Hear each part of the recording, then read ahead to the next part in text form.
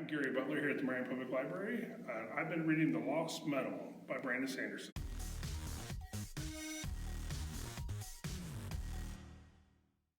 This book by Brandon Sanderson is actually the fourth book in a series, the second era of the Mistborn series.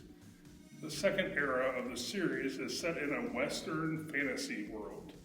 And actually it's progressed in the timeline now, so it's probably like the same as our 1920s technology-wise.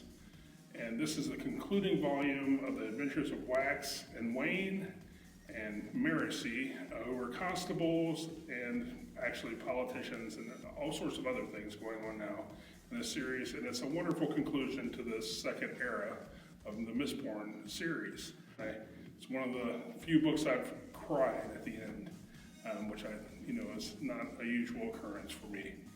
If you haven't read Mr. Sanderson and you at all enjoy fantasy, you really should be reading him. He's one of the best, in my opinion, fantasy writers today. If I was to tell you where to start, I would say start with the Mistborn series, which begins with the book Mistborn, The Final Empire, which is the first book and where even the author would tell you to start reading his materials. And all of these books are set in Mr. Sanderson's Cosmere, which is his universe that all of his adult fantasy novels are set in. They have some crossovers, but they can all be read independently. But Mistborn is where you'd want to start. If you like Mr. Sanderson already and you want other things like that, I suggest Brent Weeks, who also writes some very good fantasy, and I would say the Lightbringer series in particular for fans of Mr. Sanderson.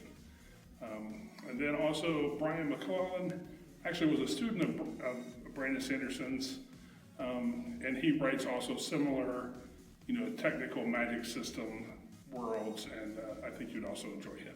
Thanks for watching. If you like our videos, please subscribe.